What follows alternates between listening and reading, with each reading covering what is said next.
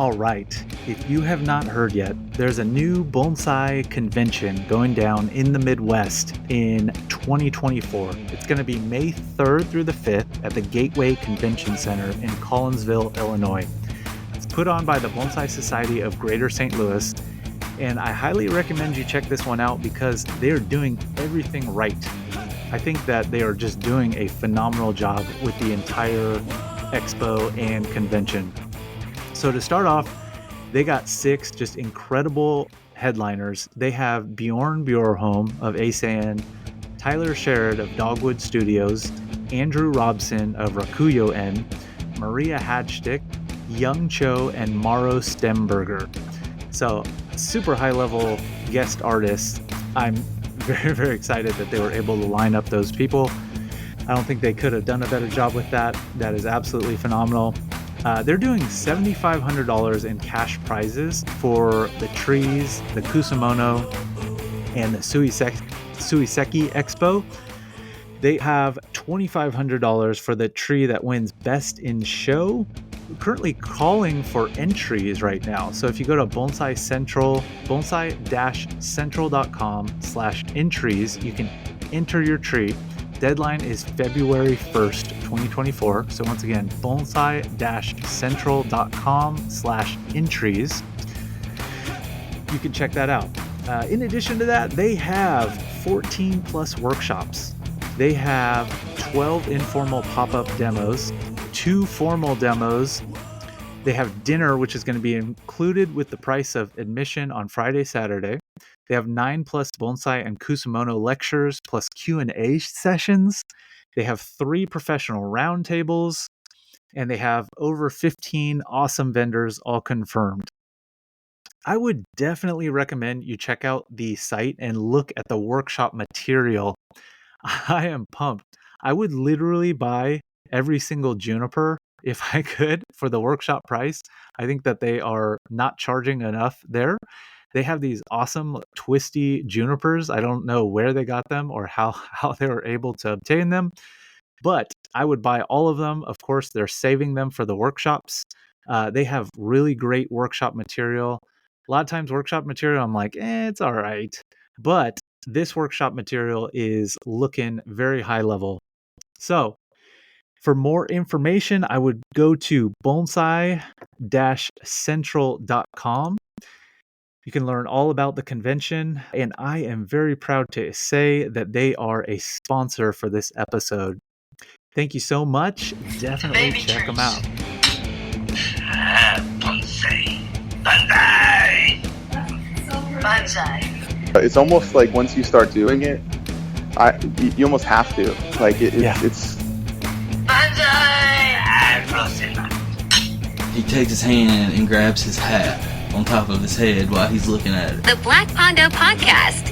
You can ask me anything. I'll talk about whatever. Nice. Okay. One question I've kind of been playing around with my mind in, because there's this guy that sells bonsai by the side of the road out of a van, and it's the exact same thing that you're talking about. And I always debate, like, is this guy good for bonsai or bad for bonsai? What's your thoughts? Like that kind of thing, you know? As long as the plants are healthy, I think it's a good gateway, right? Like, if you're charging a fair price and the plants are healthy, I don't think it's a bad thing, because, like, if you're just beginning and you're interested but you have no idea what you're doing, you're not going to make an investment of, like, you know, something with any kind of substance. So, like, I don't think it's a bad thing, but it's not something that, like, me personally, I want to, like, ever be, like, centered around as a business. I hope not.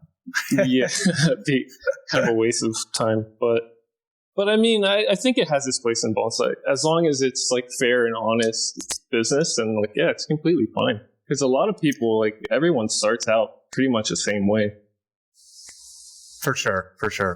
Yeah, I think when I was in college, I bought one by the side of the road, and I put it in my windowsill, and my roommate was, like, watering it with his beer at a party one night. And So, I mean, maybe that wasn't a bad thing. I read one time that like the vitamin B or something like the B12 and beer is good for plants. I definitely tried watering my trees with beer more than once, so I can't say it like actually does anything, but it's something I read. I was like, wow, this is so smart. I love beer. So ancient Japanese secrets that you're learning over there. Water yeah. I think that's Beto. a redneck secret. Let me tie into this story about me starting. By the time I went to my first bonsai meeting, it actually turned out that my stepdad's chiropractor masseuse dude, Dr. Purdue, he was one of like the long-term members of the Brevard Bonsai Society, and he had like a really great collection of trees. So when I went to my first meeting, I was like, his name's Purdue, and he's a chiropractor. Like, I wonder if it's the same guy, and it turned out it was, and it was cool. He was a good dude. Very cool. Awesome, man. Yeah. So, and then outside of bonsai, I know you shred on the guitar. Definitely seen a few videos on Instagram before. Any other like hobbies and interests? So, guitar is my third instrument that I learned to play. Like, I started playing violin in 4th grade, and then in middle school, I also started playing viola. And about the same time, I started playing guitar, but violin and viola I could play in like the middle school, high school orchestra. But I kind of dropped it because by my senior year of high school, I was doing other stuff, and it wasn't cool to be playing violin. It seemed kind of nerdy. Which, like, looking back, I that was really dumb, because now I still really actually like to listen to classical music a lot. So that's like kind of one of my life's regrets, but I still have my violin and my viola, so I'm thinking when I get home, I'll try and learn some pieces and kind of enjoy it for my own free time.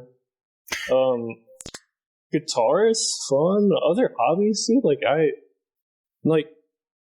most of my life is actually centered around bonsai. As like silly as it sounds, like I don't really have too many hobbies. Like, bonsai has been my hobby / like, I want to make it a career, but it's also the thing that I enjoy, and that's why I wanted to make it a career, So yeah, I just do bonsai. That's kind of weird to say out loud, but it is what it is. That works for me, and I think you could. What's that phrase? I can't even remember it right now, but it's like master of none. If you do what you love, you'll never work a day in your life. That works. Oh. Something along the lines of. Well, that's what I was thinking. Yeah, just if you are into all these different things, you'll never really master. Oh, right. Yeah, there's actually a Japanese phrase. I think I can't remember. I'm not going to butcher the word, but basically, it's like the concept that if you chase 2 rabbits, you won't catch either one of them. So it's kind of like, yeah, you stick to one thing, get really good at it. That's kind of how I interpret it. But Totally. Very wise. Let me let my dog out. It will take me 1 sec. I'm so sorry. He's just like whining. What kind of dog do you have? He's a white husky. Come here. Oh, dude, that's great. Here, I'll show you. Up, up, up. I miss my dog, man. I'm a dog boy. That's my hobby, having a dog. Yeah, that's him. His name's Thor. He's pretty, man. Yeah, he's Thank you. pretty. Yeah. Here, let me let him out really quick. Yeah, no problem. I think that's awesome. I think that's badass that you're so into bonsai and you dedicated your life and you're pursuing it at the highest level. Trying to, yeah. I have a huge amount of respect for anyone that picks up and moves across the world to pursue their passion and interests. So props to you for that, man. That's absolutely incredible. Well, yeah, I appreciate it being here through all these years and stuff. It's weird. It's like, it's more of a mental game than anything, right? But I think anyone could do it, to be honest. Just like, gotta stick to it. Not easy to stick to it. Yeah, maybe not. not that easy. I don't think that anyone could do it. I think you're being very generous there. So, how long have you been at AichiEn now? This month, what is it, like August 16th, will be 4 years on the day. So Wow. I'm just going to say, yeah, just about 4 years. Have one more year until I'd be completed and eligible to get like my certificate. And I do plan to, get out of here on that 5th year. Yeah. Sweet. Not like I'm hating it or anything like that. I'm just ready to get back to life and start working. Yeah. What do you want to do afterwards? Do you have it all laid out or a rough idea? I have a pretty broad plan. Not to get like deep into it, but generally my main goal is to get some land somewhere. Like, I think I could handle 2 acres of space by myself. So I'm thinking if I can get 2 acres of land, field grow trees in pots and all that kind of stuff. I want to build a garden, I want to build a nursery. I want to make bonsai. I don't want to just, travel around and wire trees and get paid and go home and, do that. Like, of course, I will if there's demand for it. But my main goal is definitely to have my own place, build my own garden and make trees and sell trees and, just do bonsai. Do bonsai and make a living from it.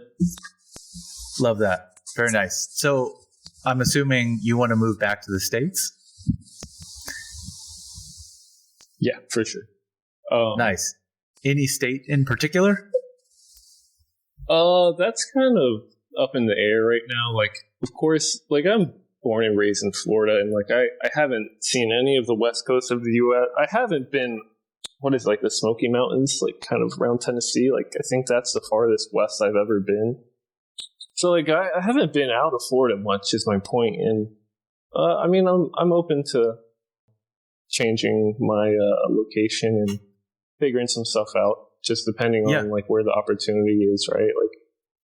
Not to hate on Florida, but, it's, after being here in Japan, the amount of conifers I've been exposed to in Yamadori, there's nothing in Florida that can really satiate that desire to work with this type of material, I get that.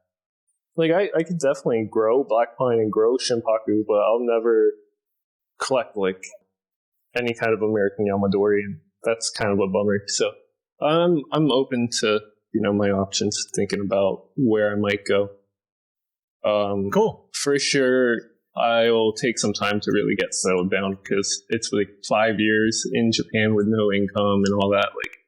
I gotta think realistically. I got a 5-year plan, For sure. Totally get that about Florida. I like tropical bonsai quite a bit, but I still enjoy it, to be honest. Yeah. It'd just be nice if you could have a wider variety, that's, I guess, the bummer part. It's limited. Oh, sorry. Go ahead. No. Go ahead. There's definitely a little bit of a lag here. So there is. Yeah. And I think, though. Yeah. It's totally cool. Go for it, though. I was just going to say, in Florida, it's definitely limited, but tropicals are really fun. You can do things with tropicals at a really high level that you can't do with your deciduous species. The crazy Frankenstein grafting you can do with ficus or whatever. You can't do it with anything else. So it has its high points. But for me, it's just being limited on what can survive is kind of a drawback. Whereas if you travel up north, you can obviously have a heated greenhouse and keep your tropicals, and have the deciduous and conifers that will not survive Florida's heat and humidity. So there's a lot to think about. Yeah. You can have the best of both worlds, which is really nice. I guess with tropicals, and living in Florida, one big advantage there is probably being able to develop trees a lot faster. Would you say so? Yeah, for sure. Tropicals can develop faster, but it's you know the idea of mochikomi, where it's like a tree looks old as a bonsai. Developing mochikomi on tropical trees is really difficult because they are so vigorous. They kind of just always kind of have this feeling of being young no matter what you do, because they're just growing too fast all the time and it's hard to slow them down. So that's like high level tropical trees are kind of difficult to develop that sense of mochikomi. I mean, so what I'm getting at too is like a young tree, a young tropical, you may like develop the branches really quickly, but you won't develop that sense of age because like it's still just a young tree and it's very apparent. So, I can see I mean, that. there's always like a plus and a minus, I think. So for sure. I was very, very impressed with a bougainvillea that Juan worked on, and I forget who he got it from, but he really developed the ramification. Yep. Yeah, that was it. And yeah, it was just, that tree is here in AichiEn now. So shout out to Neil, shout out to Juan. Hell yeah. Yeah, they did a really great job on that. Bougainvillea, yeah, and it was developed in a basement in Indiana. I think Neil is from Indiana. I may be wrong, but I'm pretty sure he's from Indiana. And Neil did, he made the tree, right? And then Juan worked on it, and he bought it and brought it back to Florida, and eventually it made it here to Japan, and it's been here since. But yeah, no, that goes back to the thing about like outside of Florida, you can still do tropicals at a really high level. It just has its own challenges, right? For sure. Cool. So tell me a little bit, backing up just a little bit. So I know you and Juan live together. Tell me, who is Juan Andrade? That's my dog. Juan is Costa Rican. I mean, he'll have to explain his backstory more than I can, but he was doing bonsai for maybe like 10 years before he came to AichiEn. I want to say that he started his apprenticeship in 2012 here and finished in 2014 or 15. I don't exactly remember, but when he finished at AichiEn, he came to Florida, did the Bonsai Society, the Florida Convention, and we met and kind of just like started chatting and hanging out. And one day he kind of hit me up and was like, "Hey, I need a cheap place to live." And I was like, "Hey, I got one." So he moved in, him and his wife Beatrice. And while Juan was like working around the U.S., like he'd come back, and my house was his home base, and just really good friends. He taught me a lot. So I feel like Juan leveled up my skill really, really fast compared to how many years of bonsai experience I had at the time. And he helped me come here to Japan. Kind of gave me like a recommendation to Tanakas-san my way. And I left Florida to Mexico. He left Costa Rica to Mexico. We met and we took a plane to Japan together. And the first night at AichiEn, actually for like 4 days, we shared a room. But yeah. I mean, yeah, Juan's my homie, man. That's my dog. Yeah. Good dude. When I was in Japan back in 2015 at AichiEn, he basically was just like so cool to me. He showed me around. He took me under his wing. He taught me a whole lot, and he's a very, very good teacher and an incredibly talented and skilled bonsai artist. Super good, yeah. Super good.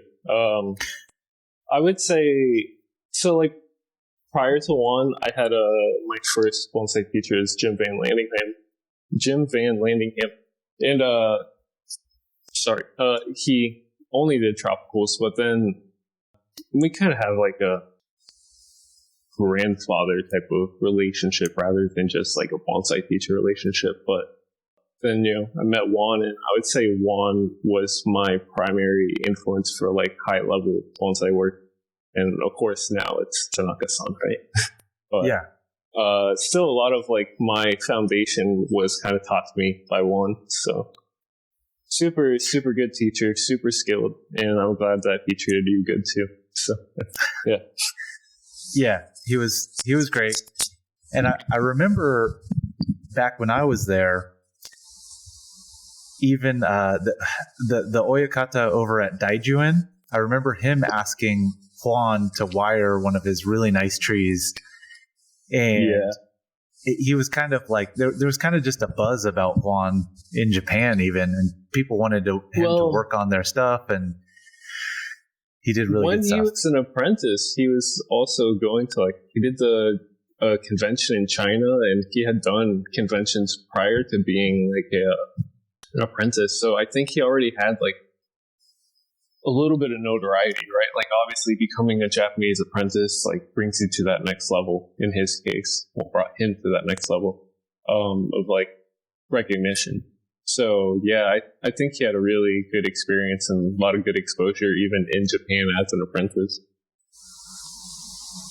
Very cool. Very cool. Give me 1 sec. Got to shut the door really quick. My wife and kids are actually gone for 2.5 weeks.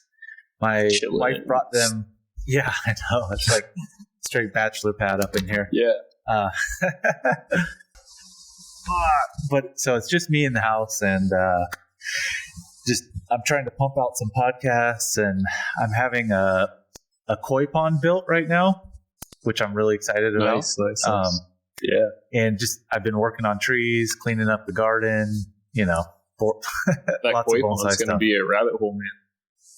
I think the koi world is pretty deep, right? It is. Yes. Yeah. It's interesting. A lot of similarities and parallels to bonsai. Yeah. And it's heavily based in Japan, and there's people that do koi apprenticeships for many years, just like bonsai, and it definitely gets deep. Yeah, absolutely. So I'll just make a little comment about apprenticeships in Japan. It feels like in Japan there's a lot of specialization, and most of that requires you to become an apprentice of some sort to master the craft. So it's like any kind of hobby, even at KFC, you have to do a 3-month training program to fry the chicken. And it's just KFC, man. So I think this Japanese mentality about specialization and, mastering your craft is really important. Okay. That's so interesting about KFC. It's so funny. I respect it. It was really weird to me when I heard that. Yeah. Awesome. So I'm really curious. I love. I had a absolutely incredible time at AichiEn, and my main teacher now is Peter T. Who studied at AichiEn as well. I feel like AichiEn has basically had a massive influence over American bonsai. It may be one of the more influential bonsai nurseries now on the States. I would want to say I agree, just in my own experience, right? Jonas spent some time in AichiEn, not to be an apprentice, but I know he stayed here for some time to, learn some stuff. I don't know what exactly he did, but you got Peter T, Jonas, Danny Coffey was here as an apprentice. You got Peter T, like you said. Juan, of course, went to the U.S. and worked for a while, but is based in Costa Rica. What am I saying? Me, but I'm still not there. I know there's been other people too, right? that have come to study for a short time and then go back. Maybe they don't work as professionals, but yeah, I think AichiEn it's been very open to accepting foreign apprentices much more than many other nurseries in Japan. So I think we kind of see it play out in America. What you're saying, I feel like there's a lot of influence from AichiEn in American bonsai, and I think that's probably why. Like AichiEn's just a very Tanaka-san, my way, he's a very open to other cultures kind of Japanese guy. Which I don't know if this is wrong to say or not, but I think it's a little bit rare. I don't think it's very common to see in Japan. So yeah, I think he's kind of a little bit of a gem, Totally. Completely agree. And he speaks English pretty well, right? Yeah. Definitely now his English is like pretty much fluent, right? Like I don't have any trouble understanding him, and I speak to him. Maybe I speak to him a little bit slower and maybe change some of my like verbiage a little bit to make it easier to understand. But I mean, that's nothing new to me. When I was working in Florida, I worked with people who spoke Spanish primarily, so I'm used to like being able to communicate across language barriers. It's not like a big deal for me. So yeah, his English though, he could go work in America as like a bonsai, demonstrator and be able to speak English without translator or anything like that. Yeah. Yeah. Do you feel like he's pretty interested in American culture? I don't think America specifically. I would say in Japan there is a general interest in American culture, and that's true in a lot of countries. But I think he's just generally interested in culture outside of Japan. Like right now we have an apprentice from Slovakia. I know there was a guy from Slovenia that did a short time here at AichiEn. So I don't think it's like America specifically. I think he's just interested in other cultures, it seems like. At least like getting to know people from other cultures. I think he likes that. Awesome. Very cool. What's his personality like? From your perspective? I mean, it's a little bit tough for me to answer because we do have this like Wayakata and apprentice like Deshi relationship, but he's a super nice guy. He's friendly. I mean, everyone can get mad, right? So I wouldn't describe him as an angry person, but of course, like, if you mess up around here, you can get in trouble, right? I don't know. Like, it's weird to say I don't know because I've been living with him for 5 years, but like, just the nature of the relationship, there is some boundaries, and maybe it's a little bit even self-imposed, but I would say like, super cool guy. Like, I've never really thought of a way to answer that question, to be honest. But other than like, I would say if I love bonsai, he loves bonsai like 10 times more. Really? Like really? He's fourth generation of his family at AichiEn, like owning this bonsai business, and he's expanded the garden a lot more than any previous generation. And I mean, that whole thing about like if you chase two rabbits, you won't catch either one. I think he's like a embodiment of that. He's completely just about bonsai and his family. So yeah, I mean, he's a great dude. Like I really can't think of a way to describe him other than just saying like he's a really cool, good guy. Like we joke around and stuff too. He's fun. Awesome. I love to hear that he's super passionate about bonsai. Yeah. I feel like I hear about certain professionals sometimes or I see them and maybe I just wonder if they've lost some of that passion about bonsai, and it kind of bums me out. I mean, like I understand it. I feel like if I did bonsai professionally, I may get burnt out of it, or I may not want to talk about it after hours.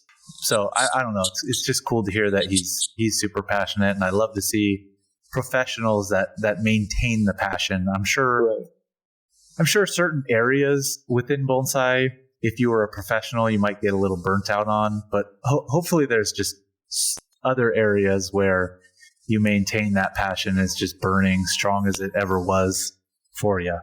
My personal opinion is that this is maybe a little bit not good for me to say, but I think as a bonsai professional, if you focus on money as your main pursuit, like, of course you're going to get burnt out on it, because like you do anything to make money, so why do bonsai to make money? So right, like his passion for bonsai is not the business side of bonsai, and I think that's why he is still passionate about bonsai. And little anecdote, right? Like he told me, I asked him before, like, you know, how has AichiEn like passed on the business for 4 generations? Like, because that's very uncommon in any kind of business, like in any part of the world.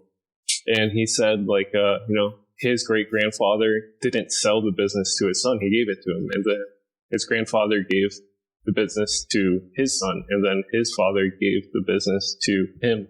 And he plans to do the same thing with his oldest son. So I think there is like a true passion for bonsai rather than a passion for business. And I think that's what really keeps people in love with what they do. So yeah, that's my opinion based on just what I think. That's deep, man. And maybe. No, I feel like no, I feel like in life, when if I was being very straightforward, maybe like 15 years ago, I would have said that money was extremely important to me, and maybe like a lot of what I thought about, and it was just very, very important to me. However, the older I get and the more mature I get, I realize that it's often not about money at all. I mean, you need money to live. However, I don't know. There's certain things like that have really proved that to me. For example, one of my hobbies outside of bonsai is jujitsu. I care about getting the next belt, right? Like I'm a blue belt now, and I think about getting a purple belt all the time. And it's so funny because I think about that, and it matters so much to me, and my skill development matters so much to me. But it's just this piece of colored cloth that you tie around your waist. And it's like, you know, there's no money there. It's a personal accomplishment, right? Yeah, there's no 100%. Money there. There's a different sense of value, and it's like a real value. Literally, money is printed every day. There's so much money in the world just being printed every day. Like, it's not hard to go get it if you want it.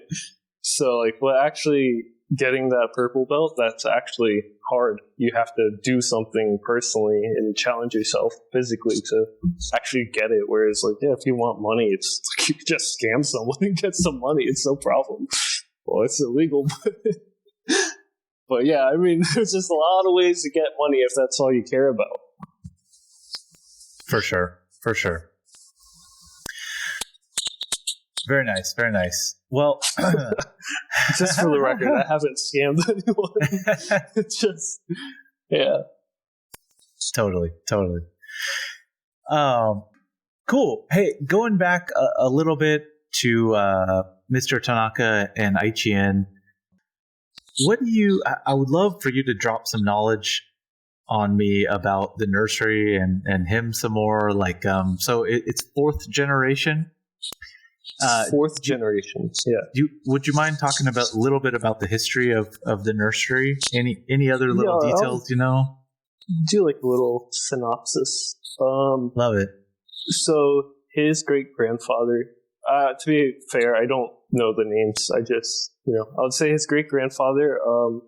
His family was normal vegetable farmers, and a lot of this is on the AichiEn website too.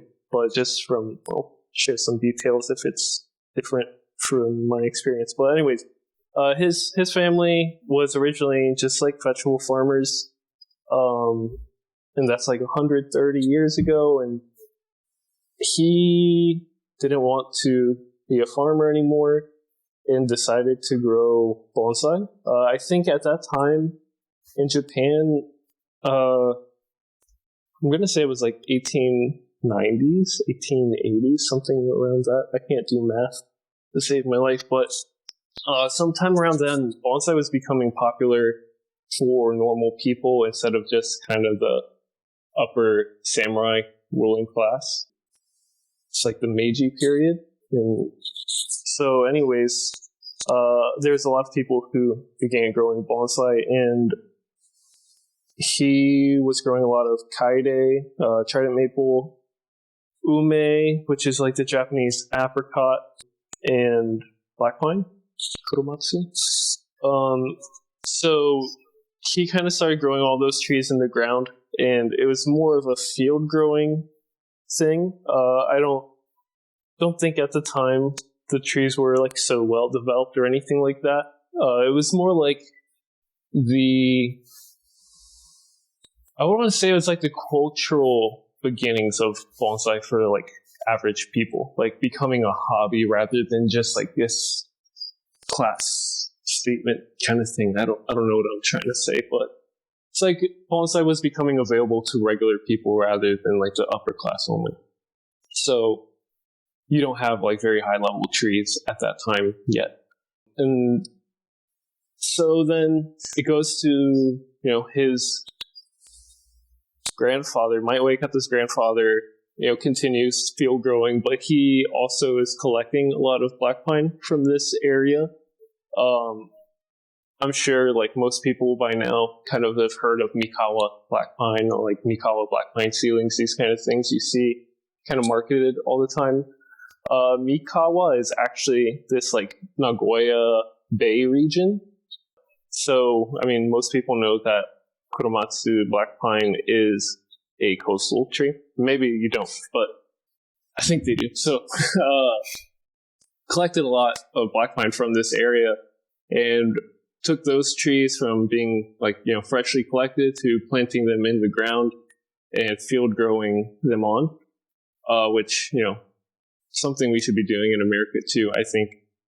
But he also was developing more of the kaide and, just carry on the work that was already started by the previous generation. Then Might Wake Up's father would have been alive during like the Japanese economic boom time of like the 1980s, and they had already established, like trees that were 100 years old by that time. So they were, doing really good selling bonsai, and it's a little bit unfortunate, but I don't think AichiEn in Japan has gained a lot of notoriety for creating those trees. Like I've seen it myself in Kinbon articles where it's like, this is an AichiEn tree, but Kinbon hasn't acknowledged it. It says like they don't know where the tree comes from because like it wasn't documented, it's 100 years ago. So anyways, his father was very financially successful during that time with just like the business side of things. It really built up AichiEn in that kind of like financial stability kind of sense, right? Like made them a lot of money to really expand and be more than just a field growing farmer business, And now it's present day. I'm here, and a lot of other foreign apprentices have been here before me, and my Wake Up has been, just collecting better and better trees over the years, and it is what it is now, I guess. And yeah, as far as I know, whenever the time comes, he'll pass the business on to his oldest son, Aiki. So yeah, hopefully AichiEn will be here for, more generations to come. That's incredible. And part of the reason why Japanese bonsai is so good is because there's such a history with bonsai, and many of these nurseries, well, some of them are multi-generation, like AichiEn. Yeah. I'm curious. Sorry, go for your question first. I'm curious. So the original field grown trees. So I have seen there's an incredible ume at AichiEn with light pink flowers, really big tree. Still have a really great memory of seeing that tree in person and just how impressive it was. Has like no deadwood, awesome bark. So that tree has unfortunately declined a little bit. Like it now has a lot of deadwood. It's actually just, I can turn the camera real fast. It's right here. That's it right there. It's declined recently, and I think, with the weather changing and just like the age of that tree is verifiably from the very first seedling group that was planted by the first generation of AichiEn. So, I mean, just natural age, that tree's been alive 130 years. It's normal that a tree will decline, right? Yeah. Interesting. I would love to see what it looks like. It's hard to see from this video, but that's so cool that you're just like, oh, it's right there. Well, that's the tree that, if that tree dies, I think AichiEn dies with it. So I'm not saying that literally. It's just like just that kind of sentiment with it. The name of that tree is Aichi. Oh, so that's cool. That's like the prize of the garden. Protect that tree at all costs. Absolutely. Yeah, I always thought it was very interesting that it didn't have very much deadwood on it, but I'd like to see how it continues to progress. And I think with ume, they're so susceptible to fungal issues and just getting deadwood over time makes total sense. Nagoya is very hot in the summer. When my Oyakata has told me when he was a child, AichiEn was just surrounded by rice fields. And now, it's concrete. There's a giant apartment, 8-story apartment buildings on one side and 5-story apartment building on the other. And there's concrete everywhere. And it's even that radiation from that concrete makes it more hot here, directly here. And then the climate, of course, is getting a little bit warmer every year, right? So I think the decline of the tree has a lot to do with the climate of Nagoya. Makes sense. But that's natural, man. You can't avoid it, right? Yeah. It still looks really good. It's hard to see from right here. Yeah, but it's still healthy, but it has a more wild, uncultivated look to it, which I think my Oyakata appreciates that style of bonsai a lot more now. He likes trees to have a more natural feeling to them. Can talk about that more later, I guess. Yeah, let's come back to that because I really do want to hit that. Yeah, I was just curious. You were talking about in Kinbon, they didn't necessarily give credit to an AichiEn grown tree. I've seen that ume. I've seen a lot of root over rock, really awesome root over rock tridents. Yeah. I guess, can you talk to me a little bit more about what was grown at AichiEn? So do you know if a lot of those are still around? I don't know how many, right? Because it was a field growing nursery, so they were developing them as production, So there's maybe hundreds of them created and sold, and then they end up in all sorts of different places. So yeah, AichiEn is kind of noted for developing root over rock kaide, kaide shitsuke. And what's shitsuke? Ishitsuke is ishi is stone, and I don't know what ske really means, but I'm assuming it means over or on top. So the combination ishitsuke is that's the Japanese term for root over rock. So yeah, the AichiEn style of those kaide ishitsuke is there's a branch that hangs down low and the tree is planted on okay, let me reverse this. The tree is planted on a tall stone and the roots are coming all the way down it into the soil, and then there's a very long kind of winding main branch, and that's very stylistically typical of AichiEn. And I mean, when you see a tree that's got to be at least 100 years old in that style, it's well, there's only one nursery that did that at that time, so that's an AichiEn tree. That's just a particular feeling. They grew a lot of karin, which I know there's one that Chinese quince that you really like. That tree is no longer here in AichiEn. It's been sold for, I think, some decades. But it's still alive. I don't remember where the customer is, but I think it's won Kokoku Prize a couple times. Several kaides grown by AichiEn have won Kokoku Prize in the ownership of other customers and professionals. I would say now AichiEn is primarily focused on black pine. We still have some fields, but like we're not developing the trees at the fields. Long story short is like the amount of labor it takes to maintain the fields and develop trees in the field versus the price of selling that type of material is just like it's not worth it. So those trees are just like becoming jungle trees, to my understanding. But we have like a really large mixture of trees now. Like my Uekata has a little bit of everything. He's not specialized in black pine. He's got, of course, red pine, white pine, kaide, momiji, chojubai, whatever, everything. So yeah, I think the previous generations were focused on growing specific species because, like, I mean, it's just easier to manage that kind of operation, right? But now AichiEn kind of does a little bit of everything, which is good. I mean, for people who come to study at AichiEn, it's very good because you have an exposure to a lot of different things rather than just like, only black pine or only momiji, something like that.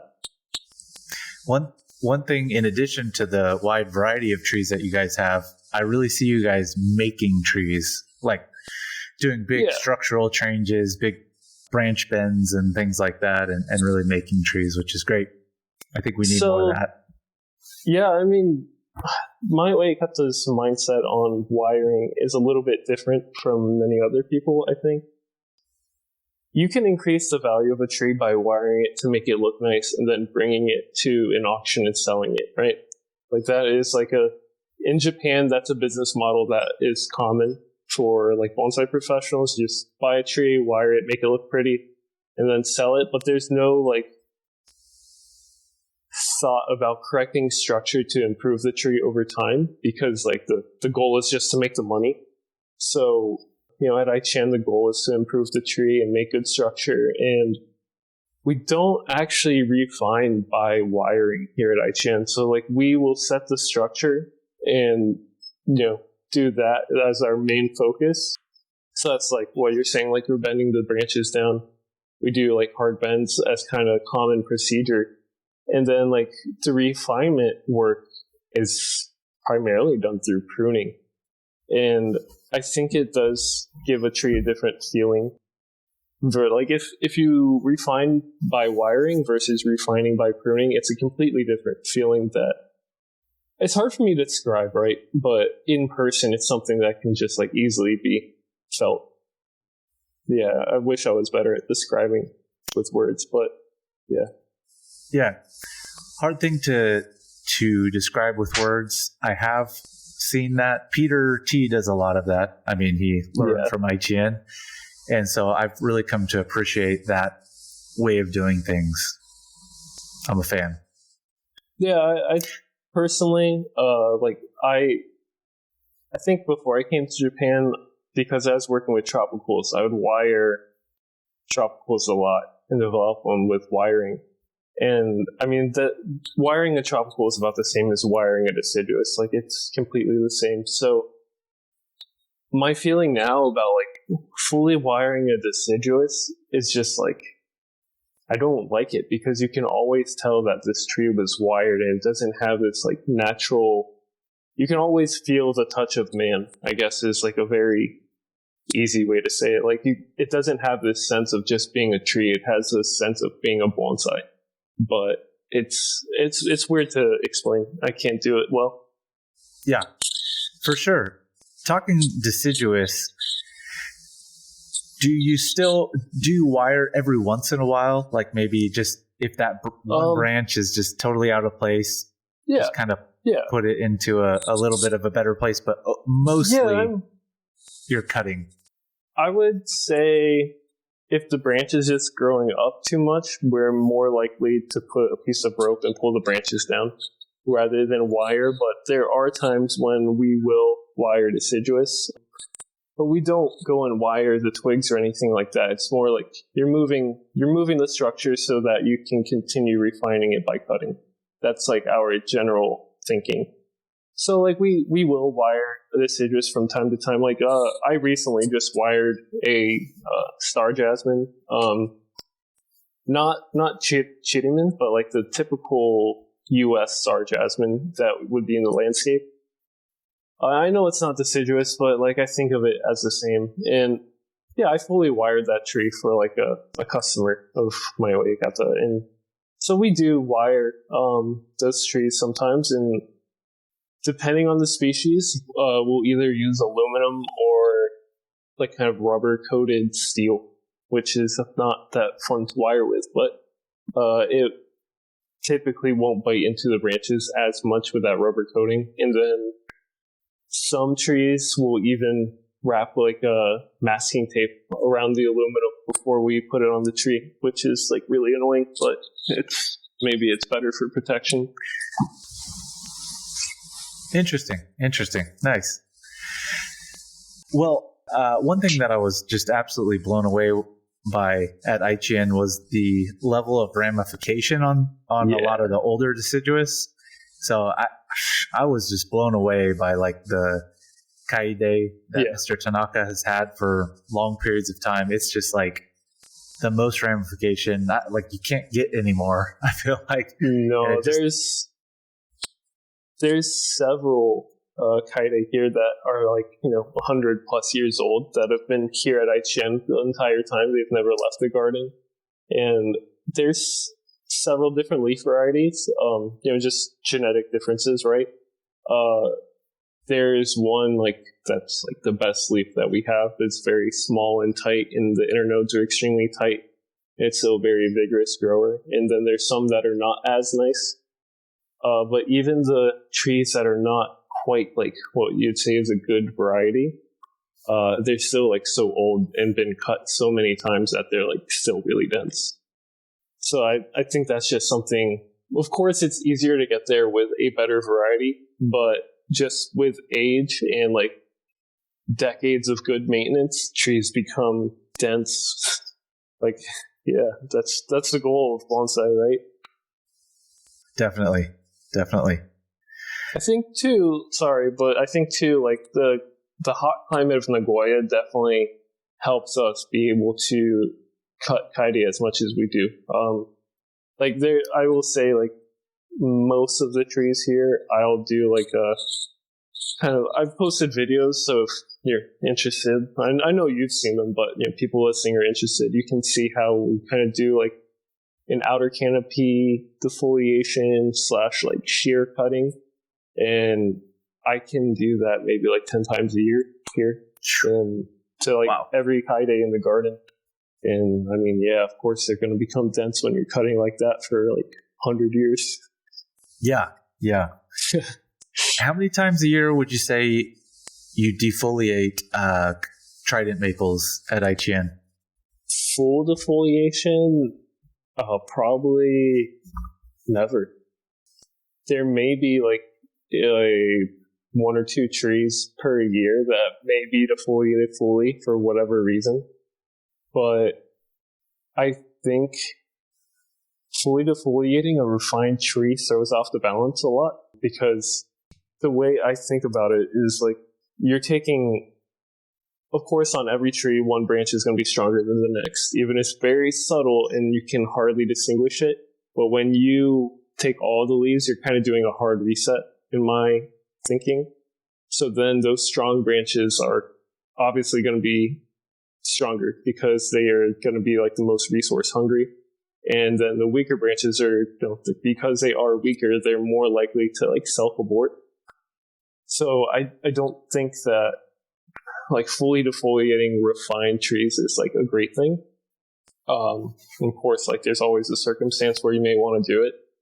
So primarily what we do is just like cut the outer canopy enough that light is getting to the inner branching so it doesn't die.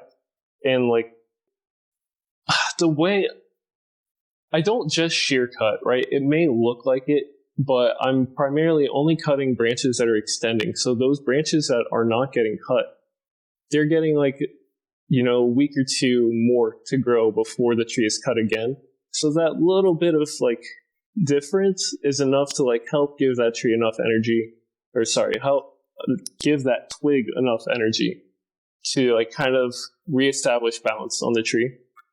So you're getting light onto the interior and you're balancing the tree at the same time. And I think that's a much better strategy for a tree long term than like a full defoliation. Full defoliation on a tree, like a young deciduous that's like you're developing the branches, it can be a good thing because like it will trigger a tree to like start growing strong again, because it's just like it's a shock, right? It's a shock to the system, and the tree has to respond by either dying or getting stronger. Like it's your only choice. Gotcha. Just to make sure that I understand, so when you're talking about cutting the strong runners on a trident maple, are you also doing like a partial outer canopy defoliation on the tree? Yeah, I mean, here at AichiEn, we don't really do like a lot of selective like cutting each twig individually. We will do what looks like a gardening, shearing kind of cut. But at the same time, I am cutting through like larger leaves on the outside of the canopy. And I do kind of like give myself a little bit of I make sure to cut enough leaves that like light is penetrating the canopy. So I don't know if that answers your question or not. Yeah, well, I've seen the videos of you doing it before. I'll go back and check them out again. But it's hard to see in the video because it's like a very I mean, my camera skills aren't good, right? I'm just using an iPhone and like I'm working at the same time. So, but it's a lot more nuanced than what it looks like. It looks like I'm just cutting like a landscape bush, but it's a lot more than that. It's just like I'm very comfortable doing it. For sure. Shout out to me. Shout out to you. Nice. Fair play, man. So earlier, I believe you mentioned Mr. Tanaka and the trees, kind of like the taste of trees that he likes and he's into. Yeah. Can you talk about that a little bit? Yeah. So the general taste is going to be, there's a taste for quirky trees, first of all. Whatever that may be, just like if the tree looks weird, he's going to like it. Whatever species it is, like, yeah, I mean, that's one thing. And then, so like the general AichiEn feeling is a strong main branch, a strong movement, strong main branch, and the apex of the tree all flowing in the same direction. That's like, I mean, I wouldn't say that's a style. Yeah, I wouldn't call it a style, but that's like the design guideline, right? Like, to us, like, that's what feels good. So it's not like that is specifically a style, because like it's oversimplifying what that means and like what the taste at AichiEn is. But that is definitely like the main markers of like our design template. So then like the number one thing he values in any bonsai of any species is true age. That sense of mochikomi, but also just like true age. So if the tree is like, an inch thick, but you can tell that like, it's a 50-year-old tree that's an inch thick, he's going to want it, because like time is the one thing you can't really make in bonsai, right? Like you have to let age come naturally. You can't, there's no technique you can do to a tree to like create age other than just waiting. So that's like the main taste, I think, is for old trees. I mean, yeah, always AichiEn is going to have like a strong main branch with like a very full had on that main branch. And we have a lot of Moyogi style trees, especially black pine. I think that's what am I trying to say? Yeah, I mean, it's just a tree that he likes a lot. It's like a Moyogi informal upright tree. And Nice. the old trees, yeah, we can go on. I kind of don't know what I'm saying. Is he really big on having a really thick primary branch relative to the size of the trunk? So like he wants a proportional directional branch or key branch? Yeah, 100%, yeah. Nice. I like so that. There's, yeah, me too. There's some trees here that they're old trees, but they're kind of being pushed back into development to make the main branch larger for that exact reason. Like he likes that, and it's kind of worth like the effort to make it happen rather than having a slightly too small main branch. He'd rather put the extra time in to make it properly. There's this black pine on Peter T's blog. It's like a massive black pine, and it had just like they're restarting the branches. I'm not sure if you know which one I'm talking about. It's like so big that they didn't even tie it into the pot. I'll have to send you a picture of it because I really want to know like how it's doing. And Mr. Tanaka was saying like it's going to be, I forget how long it was, but it was like 30 years to show it or something like that. Like a very, very long time just restarting the branches and just getting that key branch thick enough so that it's looks in proportion and looks good to his eyes. That's something else I'll say about AichiEn.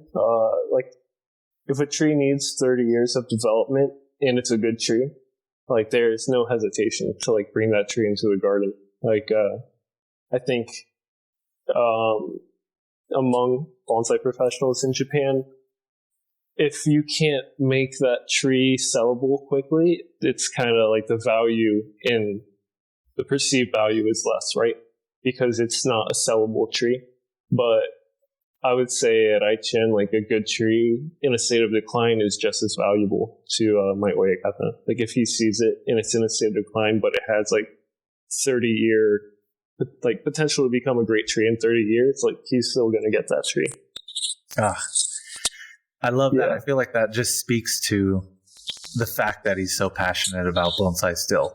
Like that's why he's down for that. Yeah, I agree. Yeah, for sure. Awesome.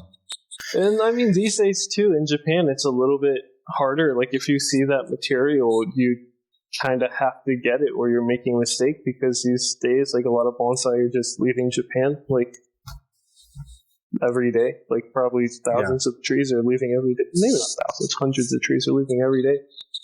Yeah. Going to China, huh? Primarily, yeah. I'm curious, does Mr. Tanaka, does he, like, what kind of goals does he have with bonsai, would you say? Oh, that's I know hard for me.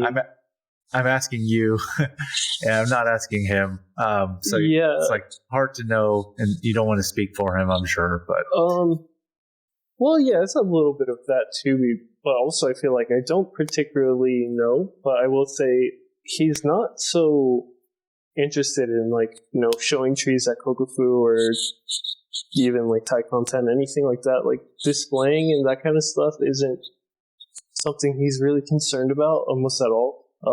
If I'm gonna give an answer, I just say like legacy, like continuing the work of AichiEn and making sure that AichiEn will have at least one more generation after him, and then I think he hopes that his son would do the same. Just carry on the legacy of AichiEn to the, what would that be, like 6th generation? I think that would be one of his primary goals if you asked him. Awesome. How old is his oldest son right now?